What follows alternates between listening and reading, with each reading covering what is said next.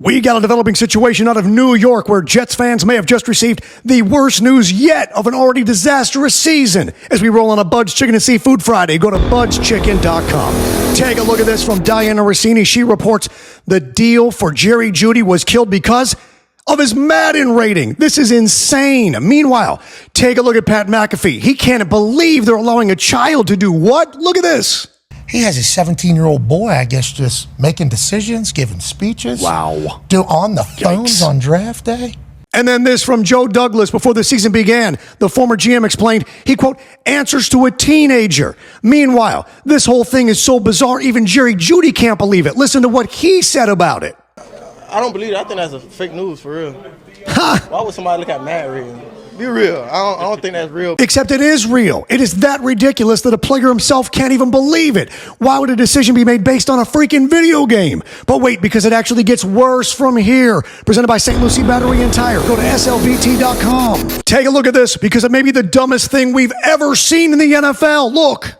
When the Jets traded Zack Wilson to the Broncos, they actually asked for a worse pick than they needed to. They made it worse for themselves on purpose.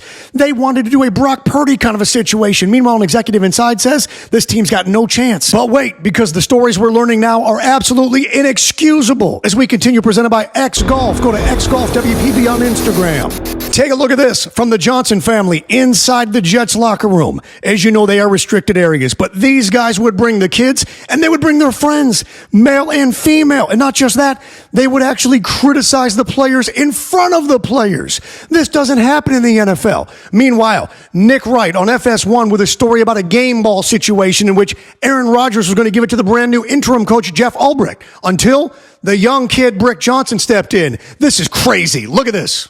After the win on Halloween, when Aaron Rodgers was getting ready to present Ulbrich with the game ball, one of the sons, the 18-year-old, saying, no, Garrett Wilson game ball and holding his own court. That's on Woody. Yeah, and there it is. There's Brick Johnson right there. Look at the looks on the players' faces. They're like, kid, what are you doing? Why are you even here?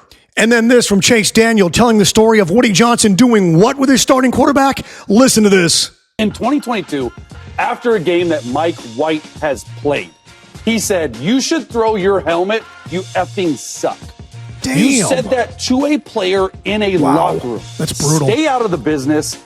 Don't do it. That was real shady. But wait, because Aaron Rodgers is now dragged into the drama. Presented by Twin Peaks. Eat, drink, scenic views. Your UFC fight headquarters is Twin Peaks. Take a look at this. Ryan Clark, feuding with Aaron Rodgers, actually said it. Listen to this. But let me be very, very clear. My job is to analyze you. You've decided to analyze me. Wow. And in analyzing you, what I know is your QBR is 21st. Damn. Also know that you're the quarterback of a 4-10 team who has to win the last 3 games of the season to even be equal to what last year's team was without you. Wow. Yeah, so just to recap, look at this in case you're scoring at home. They killed the trade for Jerry Jeudy because his kid told him the Madden rating was too low. Then he wanted to give away a better pick than he needed to. That's like when you buy a car, they say it's $45,000 and you say, you know what? I know it costs $45. Let me give you $50,000 instead. Who does that? And then the former GM flat out saying that he answered to a teenager.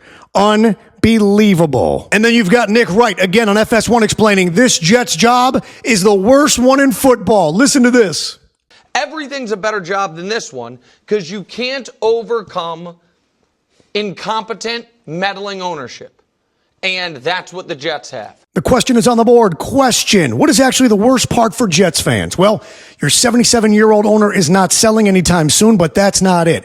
His kids are literally 17 and 15 years old, and they are going to run this team like it's a freaking video game for the rest of your lives, and then some, and maybe even your kids' lives. This is bad because of how they're doing business. They don't understand how to be an owner, how to deal with players, how to be in the locker room, most of all, how to make decisions to be a winning culture and franchise. When a team is being run by a 17-year-old who bases his decisions upon video game ratings, you know it's going to be a very long life of losing. Hit like, hit subscribe, comment, or reply to all of those. And remember, kids, while every day above ground is a good day, some are just more questionable than others. Second night to the bad guy. We'll see you next time.